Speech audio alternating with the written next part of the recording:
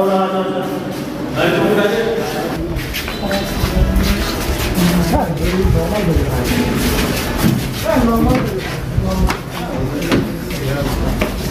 পাশে তো দুইজন দুই পাশে বসার চাপ দাও।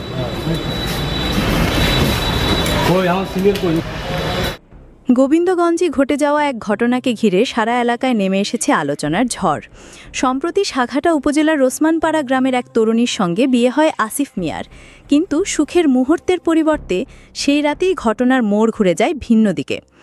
অভিযোগ উঠেছে বিয়ের প্রথম রাতেই তরুণীকে অসুস্থ করে ফেলার পর ভয়ঙ্কর নির্যাতন চালানো হয়। ভুক্তভোগীর পরিবার জানিয়েছে শারীরিক ও মানসিকভাবে তাকে বিপর্যস্ত করে ফেলার পাশাপাশি দেওয়া হয়েছিল ভয়ভীতি ও হুমকি।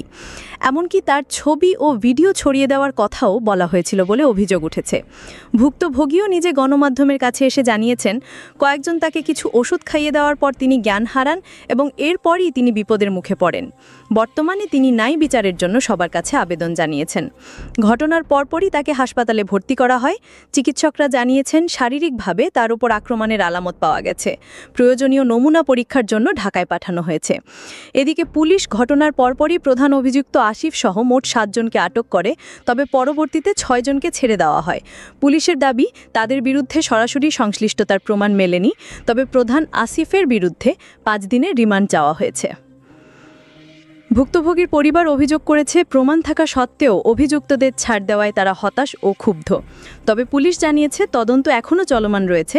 যারা ছাড়া পেয়েছে তাদের ওপরও নজরদারি চলছে এবং ভবিষ্যতে প্রমাণ পাওয়া গেলে আইন অনুযায়ী ব্যবস্থা নেওয়া হবে। বর্তমানে ভুক্তভোগী রংপুর মেডিকেল কলেজ হাসপাতালের ওয়ান স্টপ ক্রাইসিস সেন্টারে চিকিৎসাধীন রয়েছেন। ঘটনাটা নিয়ে জনমনে তীব্র প্রতিক্রিয়া তৈরি হয়েছে।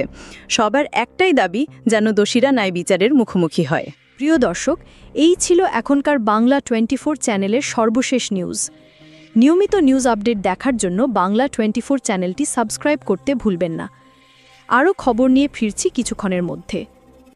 সাথে থাকার জন্য ধন্যবাদ।